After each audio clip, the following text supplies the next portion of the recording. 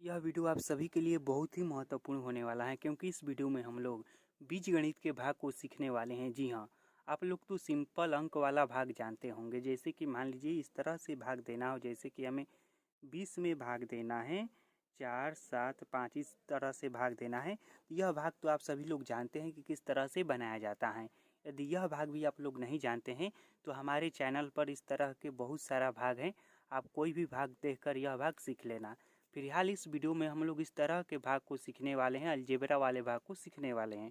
जैसे कि मान लीजिए यहाँ पर दिया हुआ है 5a के पावर 2 b के पावर 3 और हमें इससे भाग देना है। इतना बड़ा सा अंक है। यह भाग देखने में देखिए भले ही डरावना लग रहा है, लेकिन मैं आपको इसको बनाने का इतना आसान तरीका बताऊंगा कि यह आपके हाथों का चुटकियों का खेल हो जाएगा। जी हाँ, इस वीडियो को देखने के बाद आप इस तरह के कोई भी भाग बहुत ही आसानी से, और वो भी खेल खेल में, यूँ कहें कि यूँ चुटकियों में बना देंगे। तो इस वीडियो को अंत तक और ध्यान से ज़रूर देखिएगा। तो देखिए यहाँ पर हमें 5a के पावर 2 और b के पावर 3 से भाग देना है। इतना बड़ा सा अंक है। तो इसको बनाने का दो तरीका है। एक तरीका यह है कि यह जिस रूप में दिया हुआ है इस रूप में हम बनाएंगे। दूसरा तरीका यह है कि इसको हम भिन्न के रूप में करके बनाएंगे। तो जो दूसरा तरीका है ना, यह बहुत ही आसान है। तो पहले मैं आप लोगों को दूसरा तरीका से इस भाग को बनाना बताऊंगा, यानी कि इसको इस रूप में न बनाकर भिन्न के रूप में बदलकर बनाकर बताऊंगा।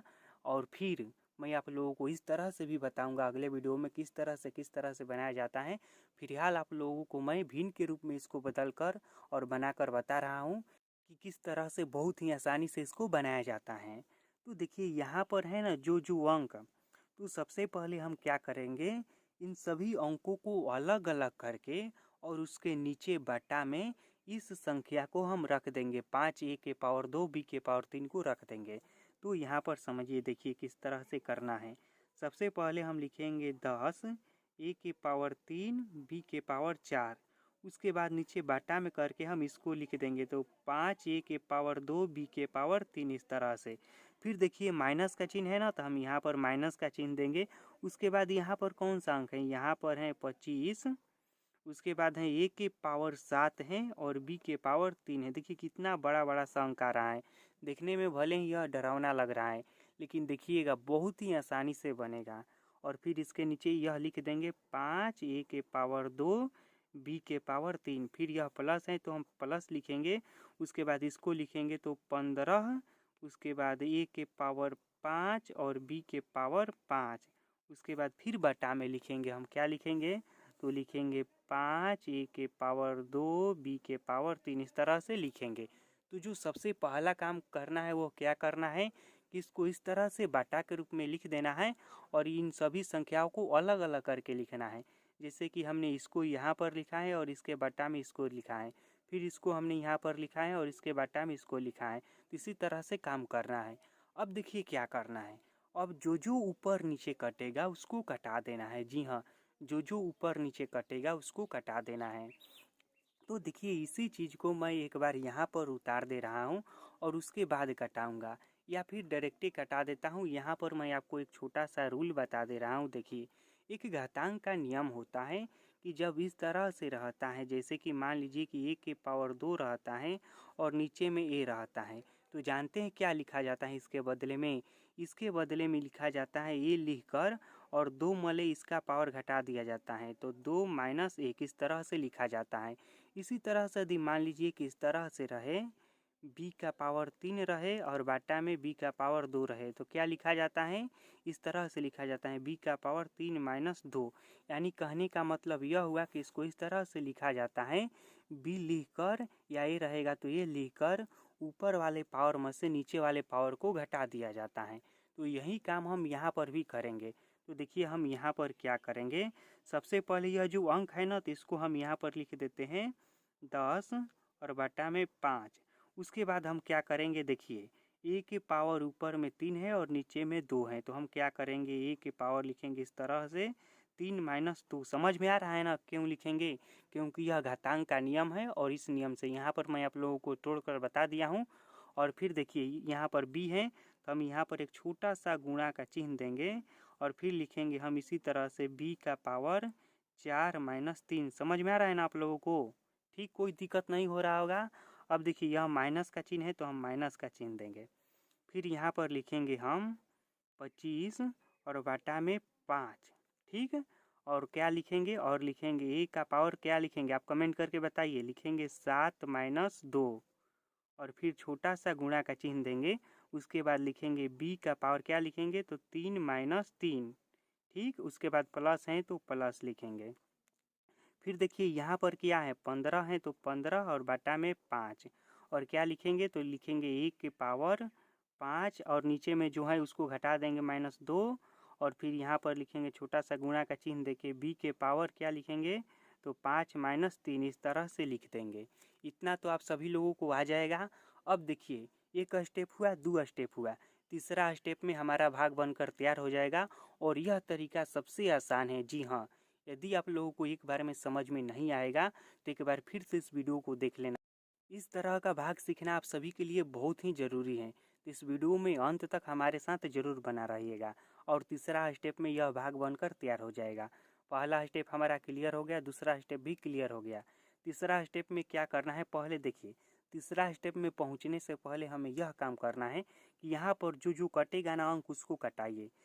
यह 10 5 से कितने बार में कटेगा, तो 5 दूनी का 10 2 बार में कटेगा। ठीक, यह देखिए 25 5 से कितने बार में कटेगा, तो 5 से 5 बार में कटेगा, 5 25 होता है।